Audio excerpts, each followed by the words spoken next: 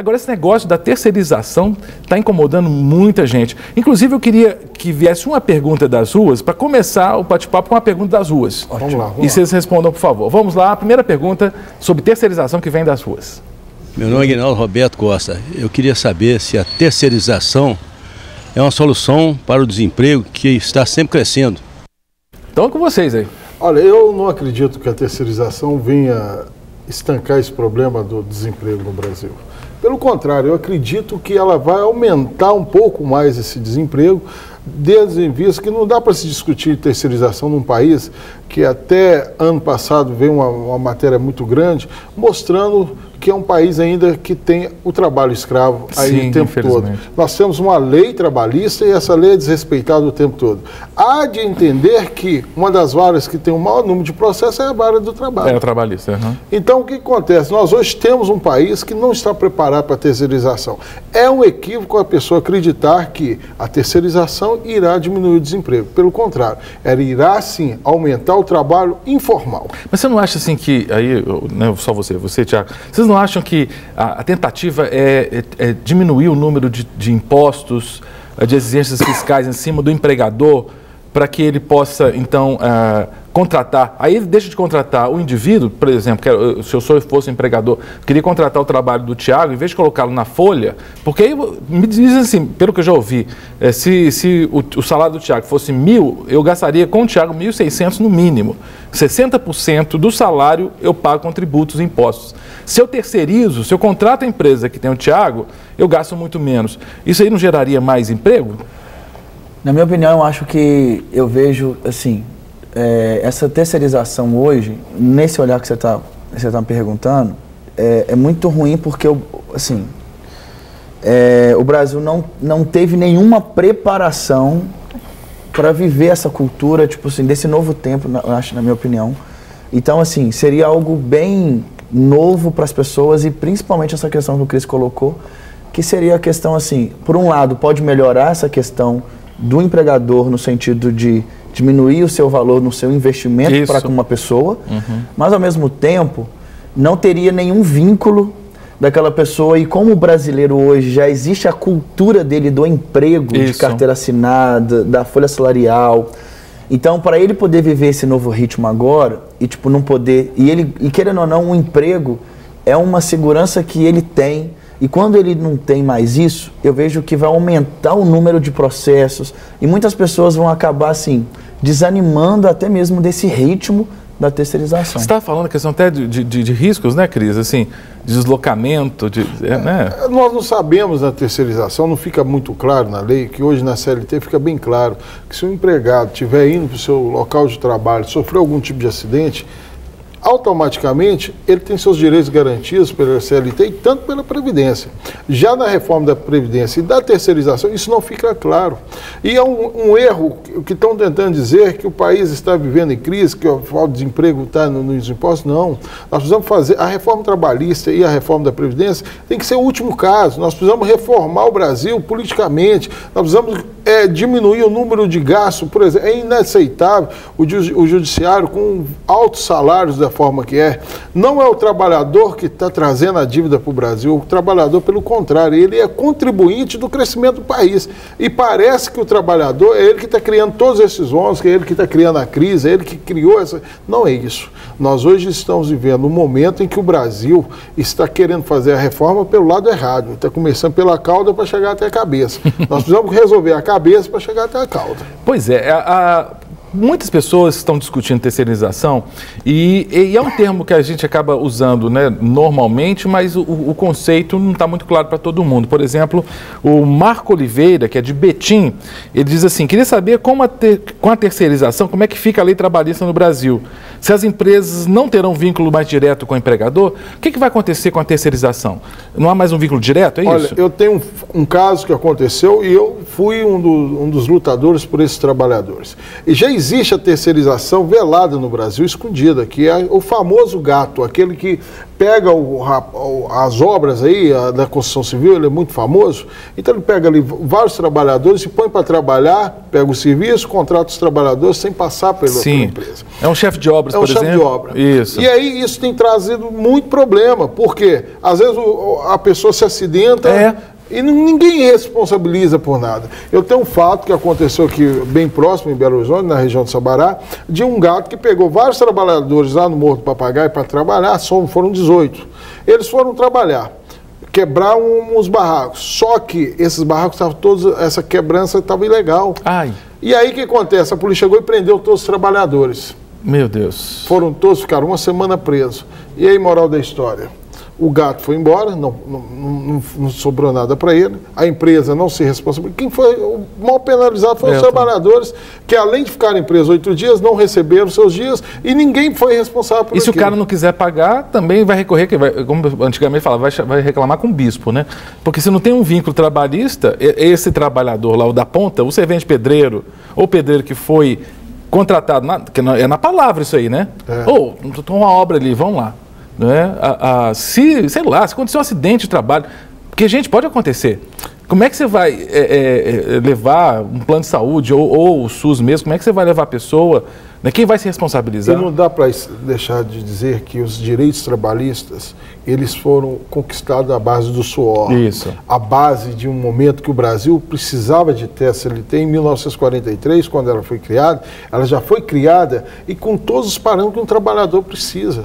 Tanto é que é uma das leis mais antigas que nós temos. E é uma das que mais funcionam. Precariamente, mas funciona. Perfeito. Né? Então hoje nós temos aí a empregada doméstica com seus direitos garantidos, que veio uma luta há muitos anos. Foi uma luta, né, cara? Foi uma luta. Nós temos hoje aí as diaristas com seus direitos, o jardineiro, todo mundo conquistando seu direito. E de repente o Brasil vem e... é um retrocesso. É um retrocesso grande. Eu não vejo, tipo assim, mas eu não consigo, eu não vejo a terceirização também de toda ruim, entendeu? Então eu vejo pontos positivos na terceirização. Então até mesmo essa questão, eu vejo hoje que o Brasil ele tem caminhado muito para uma informalidade de muita gente por causa da crise que teve hoje de muitas empresas e indústrias, por exemplo, que mandaram muita gente embora e que tiveram que, por exemplo, olha, até o mesmo caso, por um lado é muito positivo essa questão, por exemplo, das empregadas domésticas. Sim. Só que ao mesmo tempo, cresceu-se o número de diaristas, por exemplo. Muitas famílias falam, eu não tenho condições de... Eu não tenho condições você trabalha mesmo. 3 vezes por semana, você trabalha uma vez só e pronto. Eu não tenho condições hoje na lei trabalhista e tal, e eu respeito isso, mas eu não tenho condições de poder manter e tal uma pessoa todos os dias e poder pagar ela todos esses atributos. E até aí tem muitas pessoas hoje, por exemplo, o Brasil teve um crescimento muito grande de 2011 para frente, por exemplo, das microempresas, no micronegócio. Então são pessoas que não tinham essa condição de investir em funcionários, em todo esse processo. Então eu vejo que, por um lado, pode sim, já que está num crescimento, já que o Brasil está passando essa crise muito grande, essa questão de muita gente estarem desempregadas e tal, por esse lado de estancar uma sangria. Uma sangria, nesse primeiro momento é interessante, mas eu não concordo de uma reforma como um todo. Agora, tem um detalhe, assim, a terceirização não é trabalho informal. Porque o terceirizado, ele é contratado por uma empresa. Sim. A questão é que ele não tem vínculo... Ele vai diminuir muitas questões, questão dos direitos trabalhistas dele, que não vai ter muito comparado ao que é de uma CLT. Agora, olha um problema seríssimo sobre a terceirização. O empregado, assim que ele assinou a rescisão dele de contrato, sim, ele está assinando, dentro das propostas da reforma trabalhista, assim que ele assinou a rescisão de contrato, é um motivo de impedimento de causa trabalhista. Se ele concorda com a rescisão, então? Se ele concordou, assim que ele assinou... Ele não pode processar? Ele não pode processar. Ou seja, olha o perigo disso. Nós estamos falando de algo que, assim, eu posso acertar com ele o valor que eu quiser. Se ele concordou, assinou embaixo ali? Vamos pensar no analfabeto.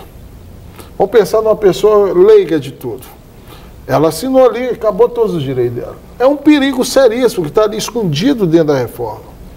Isso para o Brasil, que está hoje caminhando para um crescimento, caminhando por vários direitos, isso é muito sério. E eu fico pensando também, assim, questão sindical, né? Porque com o processo grande de terceirização, categorias, só vou pegar a minha categoria como docente, professor, a gente tem um sindicato dos professores. Quando vai haver qualquer rescisão de trabalho, a homologação tem que ser feita no sindicato. E no sindicato você fica sabendo de direitos que você tem que você não sabia. Isso. E a homologação só é feita com concordância do professor demitido, e se há algum possível erro, tem que fazer uma ressalva. Mesmo que o professor abra mão, é feita uma ressalva no termo de rescisão de contrato. Com a terceirização, o que pode acontecer então? Uma rescisão trabalhista não vai ser mais entre o docente e a empresa que o contrata. Por quê? Porque ele é contratado por uma outra empresa, né? Pelo meio. Isso. Você vai ter um meio. Então você não tem como cobrar. Você vai entrar com um processo contra quem te terceirizou. Tudo bem, você vai brigar contra ele. Mas ele aí fala, não, isso não é problema meu. Quem não me pagou foi o... Aí fica o jogo de empurra. Fica aquele jogo de empurra. E o pior também, outras coisas seríssimas da terceirização, é o parcelamento de férias em 3 vezes. Hoje você tem uma férias ali, você pode programar com sua família, eu vou viajar, posso contar que dia. Não, na terceirização você tem a negociação dela de 3 vezes. Imagina se tirar férias de 3 vezes. Receber de 3 vezes. É muito complicado, são fatos que a gente não vê e que estão escondidos aí, velados na terceirização. Tem inclusive uma questão da terceirização que é uma pergunta que vem das ruas, muito interessante, sobre que áreas podem ser terceirizadas. Há uma discussão muito grande, eu peço que essa pergunta seja colocada para a gente aqui. Vamos lá? Meu nome é Selma Siqueira, moro aqui em Belo Horizonte. Há funções que não podem ser terceirizadas? Há funções? Aquele negócio de função fim, função meio, o que é isso? Pois é, é uma situação que até entre o próprio deputado, essa reforma ainda não foi aprovada, justamente por isso. Ainda há uma discussão nisso, o que vai acontecer, quem pode, quem não pode, né, de que forma vai ser isso. Então nem eles ainda conseguiram contabilizar e definir isso. Então é algo que já vai ser aprovado para depois ter uma emenda lá na frente. Isso é muito sério. Então nós não podemos dar essa resposta agora, porque nós estamos num sistema ainda de tramitação da lei. É uma discussão... Agora, até então, pelo que me consta, funções meio poderiam ser terceirizadas na organização e funções fim não. Por exemplo, no hospital, então, o médico, a enfermeira, que são funções fim de um hospital, tem que estar na folha do hospital. Sim. Alimentação, faxina, segurança. Isso aí pode ser de fora. Que pode ser terceirizado. Pela proposta agora, e já houve até uma aprovação, né? Que qualquer função, mesmo numa escola, por exemplo, a terceirização aí, no caso, pelo que a reforma quer trazer, é de tudo. De tudo. É de todas as funções, elas podem terceirizar, não é isso? É tudo isso. Sabe, todas as áreas. É muito séria essa questão da reforma, que está se baseando muito nos Estados Unidos. Isso. Mas os Estados Unidos ele já nasceu preparado para o serviço terceirizado. O Brasil, bem nós dissemos aqui, ele já foi preparado para a CLT. Nós não temos condição de mudar agora um sistema para reformar. Não, nós precisamos fazer a reforma política. Por que não para ela?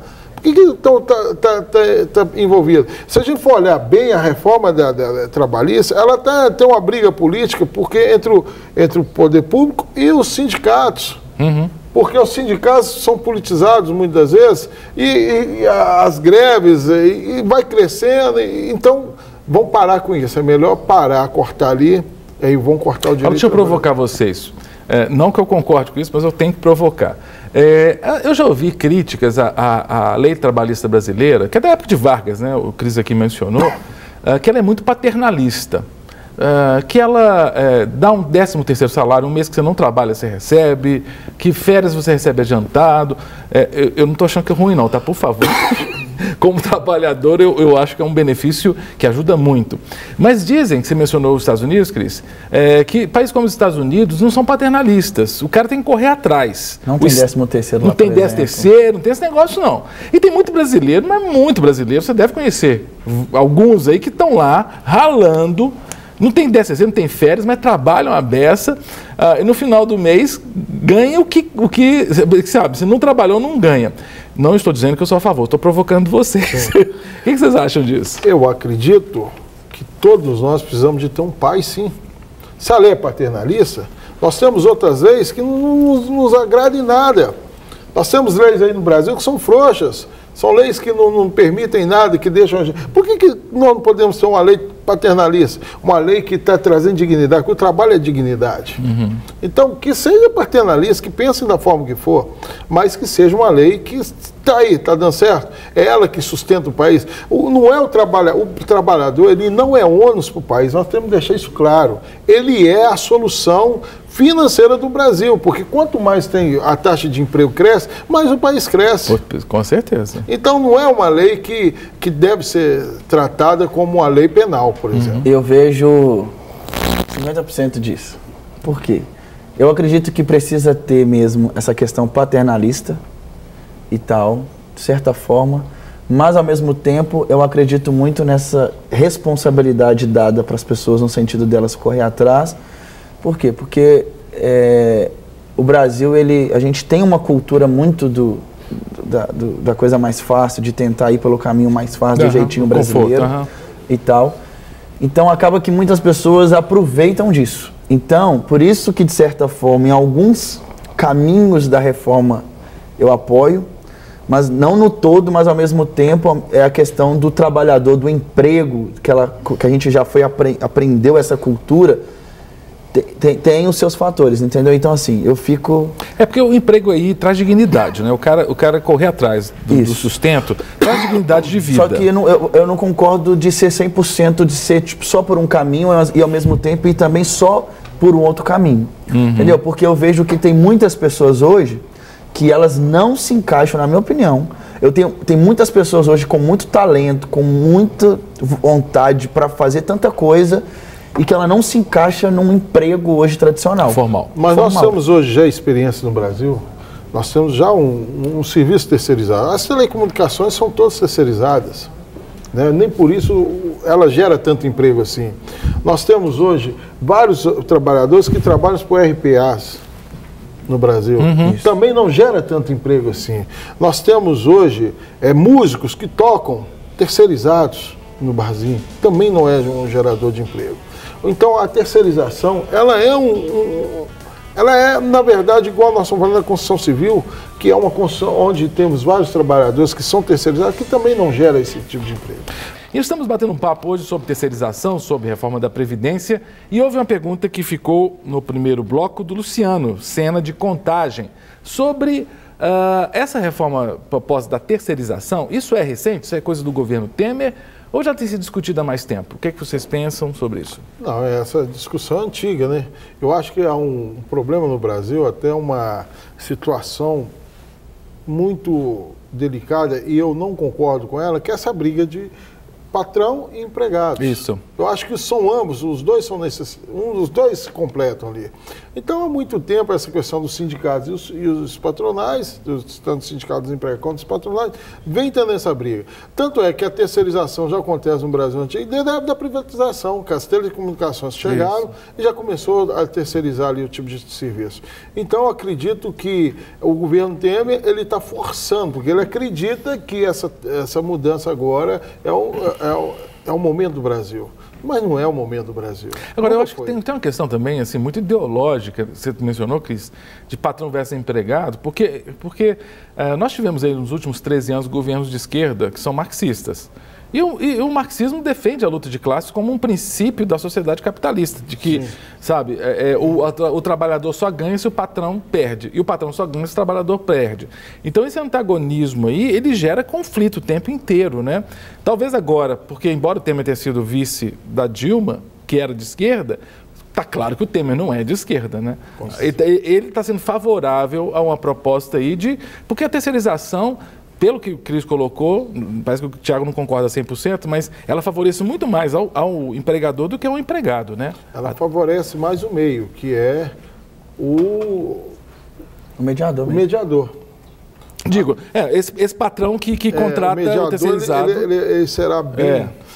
Mas a gente vê que o governo Temer, o governo de esquerda ou de direita, eles têm que entender que se o país estiver terceirizado e ele não estiver crescendo, não vai adiantar. Não adianta nada. Se eu não fizer uma reforma, se eu não controlar a taxa de juros, se eu não conseguir controlar o consumismo, se eu não conseguir fazer com que o comércio aqueça, não adianta eu terceirizar, deixa a CLT, vai ter o desemprego, vai ter morte do mesmo jeito. Então, nós precisamos urgentemente resolver os problemas da reforma política. Assim que nós resolvemos o problema da reforma política e dar um basta na torneira, secar um pouquinho a torneira pública, nós teremos um país crescente. Tiago, na sua experiência no Instituto Inconformados, o que você sente das pessoas assim, que estão desempregadas? Elas estão no desespero assim, de o que pintou, elas pegam em termos de trabalho? Porque também tem isso, né? Isso. Por exemplo, hoje dentro da pedreira, por exemplo, eu estou ali todos os dias, uma coisa que eu enxergo muito, que lá existe a questão também que o emprego para lá é mais difícil ainda, né? Porque existe o preconceito de morar naquele lugar. Quando dá endereço, fala que é na PPL... Então já existe um bloqueio e tal do lugar. Então já existe esse problema, esse estigma hoje.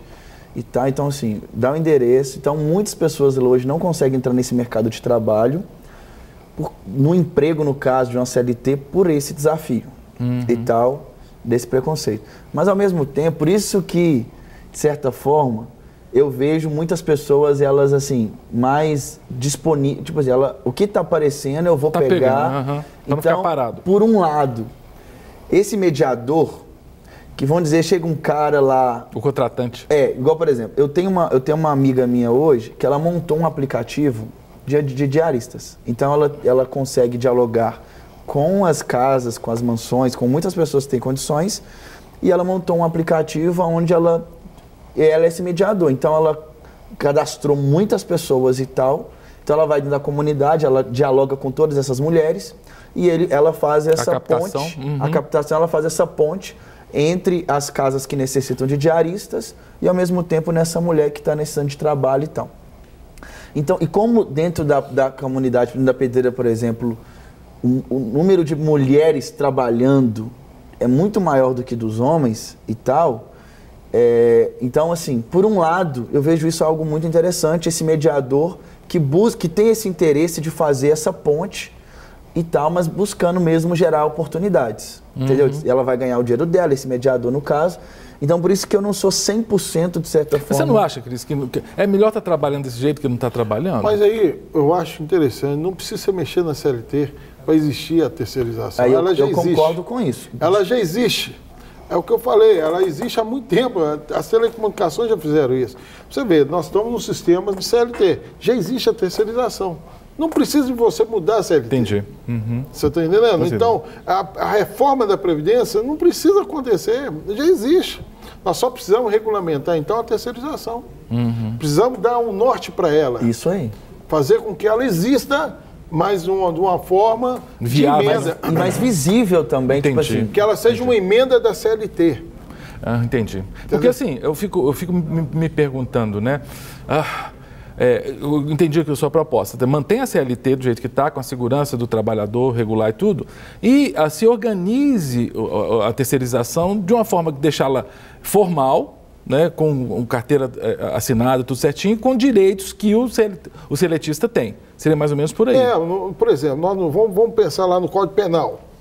Ele não existe a lei lá, se matar, você vai preso. Mas existe também lá as emendas. Se você, por exemplo, cometeu um crime hediondo, tal. Entendi. Então, na lei de trabalho, eles vão emendar.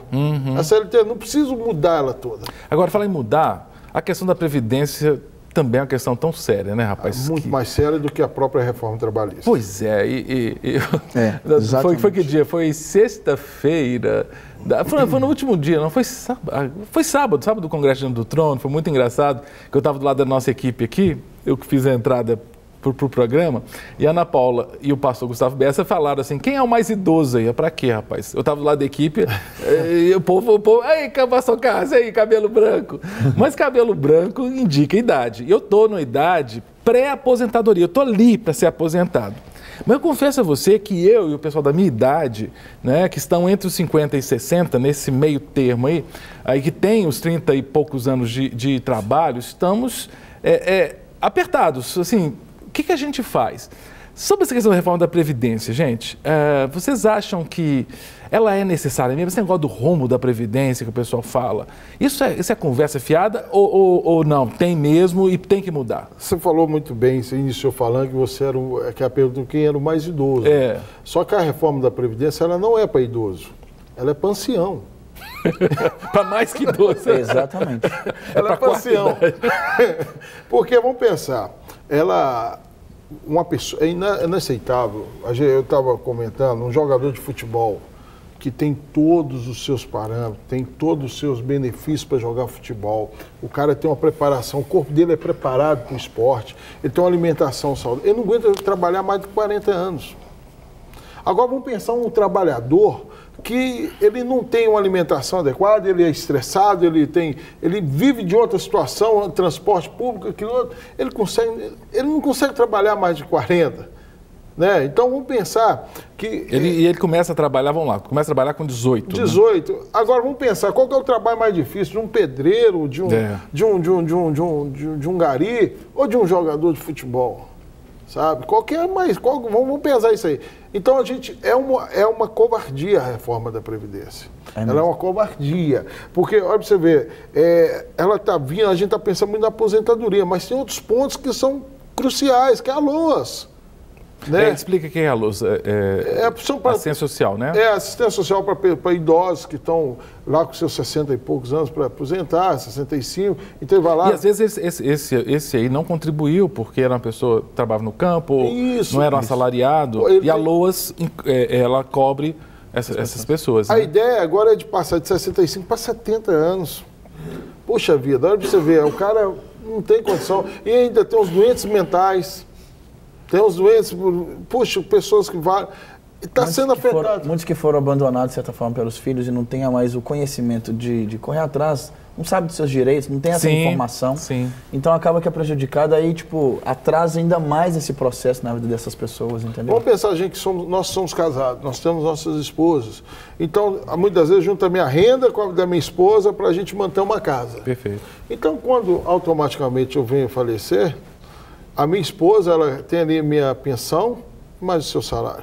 Mas a reforma da Previdência é tão ingrata que se eu falecer e minha esposa tiver a pensão dela, ou ela vai optar ou pela pensão ou pela minha aposentadoria. Ela deixa de ter as duas rendas, que já sustentavam a casa, para ter uma única, para se virar.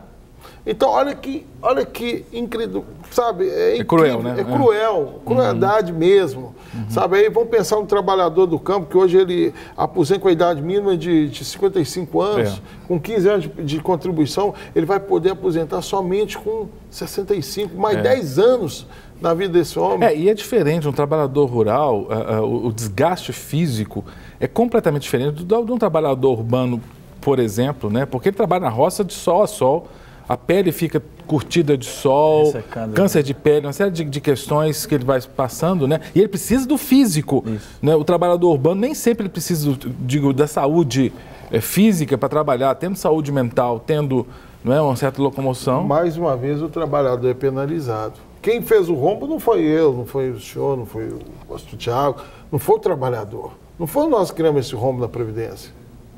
Quem criou esse rombo da Previdência não vai estar aqui na hora que tiver o problema sendo feito no Brasil.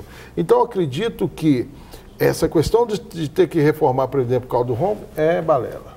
E eu vejo o seguinte, que do jeito que está indo, assim, essa ideia toda dessa reforma, gerando na vida do trabalhador, eu acho assim, por exemplo, dentro da própria comunidade, que é uma realidade que eu lido muito, muitas pessoas dentro da comunidade não pagam nada, não tem aquela questão do investimento nessa parte. Então o que acontece?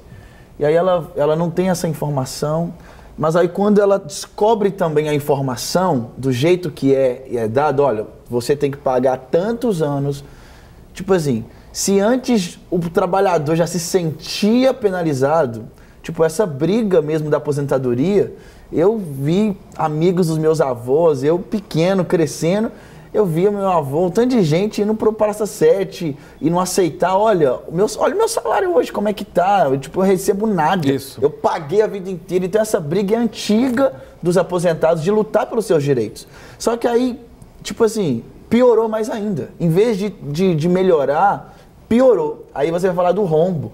Aí, tipo assim, a pergunta que eles vão fazer, o que eu tenho a ver com isso? Vai desmotivar mais ainda, olha, sinceridade, não compensa pra mim. Não compensa pra mim poder pagar em dia todo mês, não compensa pra mim eu querer trabalhar e fazer isso, porque eu não sei se eu vou conseguir lá na frente ter esse direito até. Agora, não seria a solução, né? A previdência privada, quer dizer, os Estados Unidos tem isso, né? O Obama, né, antes do Trump, estava o Obama lá e fez o Obamacare, que era uma possibilidade de previdência privada para toda a população, sendo que os de baixa renda teriam mais acesso a uma previdência privada, porque lá não tem o Estado como tem o Estado brasileiro, isso, que é a previdência para todo mundo. Vocês acham que no Brasil seria uma solução que é uma previdência privada a baixo custo, ou não? O Estado tem que cuidar mesmo da saúde, o Estado que se vire, que se reorganize, né, para tampar esse rombo aí de alguma forma. Ou as pessoas não estão conseguindo pagar nem seu boleto de funerária. É verdade. Sabe, o enterro aqui não é gratuito. Eles não estão conseguindo pagar no enterro. Ele não vai conseguir pagar essa previdência, sabe? E o que mais me deixa chateado é de saber que a pensão por morte, ela vai vir em forma de cotas. Então, sabia disso? O cara tem que ter no mínimo 5 filhos. O cara tem que ter acima de 5 filhos para receber 100%, se tiver menos, não. E o servidor público, para receber também a pensão vitalícia, só se tiver acima de 44 anos. Sabe, acaba com a pensão vitalícia. É muito séria a reforma da Previdência. E tem muita gente com dúvida. Vamos a uma pergunta que vem das ruas sobre a questão da Previdência. Vamos lá? Meu nome é Anderson, moro aqui em Belo Horizonte, Minas Gerais, e eu gostaria de saber se com a reforma da Previdência a gente vai ter uma idade mínima para aposentar. Está discutindo muito isso, né? Como eu falei, eu estou entre 50 e 60, mas várias pessoas, por exemplo, parece que o Temer foi com 53, 58, um das duas aí. Fernando Henrique também. Né? Aí, desculpa dizer que são muito jovens que eu estou dizendo, mas eu não me sinto uma pessoa precisando de aposentar, no sentido falta de vigor. Eu tenho pique para trabalhar ainda. Mas estão dizendo aí um negócio de 65 anos. Como é que está isso aí? Vocês têm ouvido? Como é que está essa discussão? Olha, a idade mínima, ela ainda está sendo discutida, mas tem sim a dizer que é acima de 70 anos. Né? Então eu fico vendo uma pessoa com 70 anos para aposentar, é muito complicado. Também a discussão é por causa do tempo de aposentadoria, né? Isso. Do tempo de contribuição. Exatamente. Porque vamos pensar, 18 anos, vamos pensar assim, o rapaz terminou a escola, 18 anos, vou trabalhar. A maioria de nós, né, teve condições de trabalhar até um pouco antes. Vamos pensar 18 anos, a idade adulta. Se contribuir 30 anos, com 18 com 30, 48. Contribuiu 30. Então vamos pensar que 35, não é isso? O tempo atual. 48 mais 5, 53, com 53. Se contribuiu todos os anos, em tese, pode aposentar hoje. Pode, mas ele não recebe 100%. Por causa da idade. Por causa da idade. Então, para ser 100%, está se discutindo que tem que ter mais de 40 anos de contribuição. E aí eu vou te falar... Para se receber 100%. É porque joga aquela regra de tempo de contribuição mais idade. Para homens 95, para mulheres 85. Aí nós vamos voltar lá no primeiro papo. O país tem emprego para todo mundo? Todo mundo consegue trabalhar 30 anos no Brasil, direto, sabe, sem interrupção? Não consegue. Então, automaticamente, por cara trabalhar 30 anos no Brasil, ele vai estar com 90. Sabe? Assim, é muito sério isso. É complicado. Nós estamos falando de um país que ele não foi preparado nem para ser terceirizado e não foi preparado para ter reforma uma reforma previdenciária. Agora, mas o que os legisladores têm dito é o seguinte, que está inviável, porque o Brasil está envelhecendo. Então, o número de pessoas que estão na ativa contribuindo com a Previdência está a cada dia diminuindo e o número de pessoas que são beneficiadas com a Previdência está aumentando.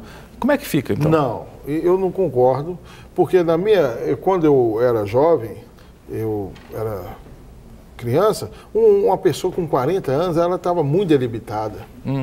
Na minha época. Tá fraco mesmo. Estava bem fraquinho. Hoje não, uma pessoa com 40 anos está com qualidade de vida bem melhor. Então esse papo de que as pessoas estão envelhecendo, o país está... Não é verdade. Antigamente ele era mais velho. E nem por isso ele quebrou. Passou por crise pior. Aí vem o cara agora e fala assim, não, porque o país está envelhecendo. Não, né? Não é verdade. Então tá bom, vamos diminuir então a maioridade trabalhista? Por que não discute a diminuição da maioridade trabalhista? Por que eu não posso conseguir começar a pôr um cara para trabalhar e contribuir com a Previdência a partir dos 14? Aí existe aí o menor aprendiz. Mas não é uma contribuição tão séria igual a partir dos 18. Perfeito. Tiago, essa questão das grandes empresas, você tem ouvido com certeza, né? Que quando a gente olha também, dá uma agonia, né, rapaz, de pensar assim, que mega empresas, até públicas ou autarquias, que estão lá no topo das empresas que não recolhem a contribuição previdenciária. Aí fica difícil também do trabalhador concordar, né? Tipo assim, eu vejo isso como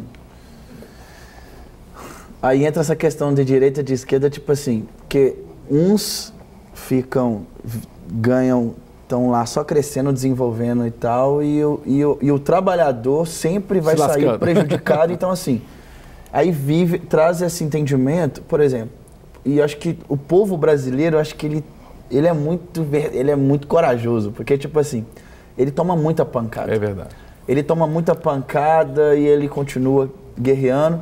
E as empresas, tipo assim, uma política que beneficia muito um público e tal, e o outro, que é o trabalhador, ele fica penando. Então, acho que essas empresas e tal, eles têm a ficar mais ainda por cima, enquanto o trabalhador... Olha, é a hora, então, de também fazer uma averiguação séria, né, uma CPI, uma operação Lava Jato nessas empresas que não contribuem direito.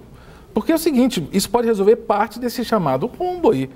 Né? Nós estamos falando de um momento que a CLT está em todo vigor, todas as leis estão valendo e que tem que ter fiscalização, sim, já não está funcionando. Agora imagine terceirizado.